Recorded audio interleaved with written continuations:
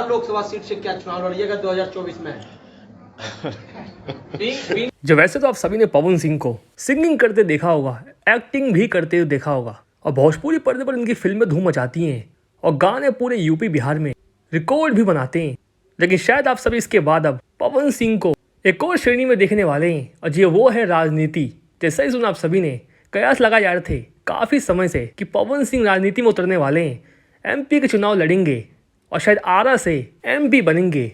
और लीजिए शायद ये फरमाइश पूरी होती हुई दिख रही है क्योंकि बीजेपी के एक बड़े बैठक के दौरान पावर स्टार पवन सिंह उसमें मौजूद थे और कयास लगाए जा रहे हैं कि शायद पवन सिंह को अब अगले कुछ दिनों में एमपी यानी लोकसभा चुनाव का टिकट मोदी जी की तरफ से दिया जाएगा।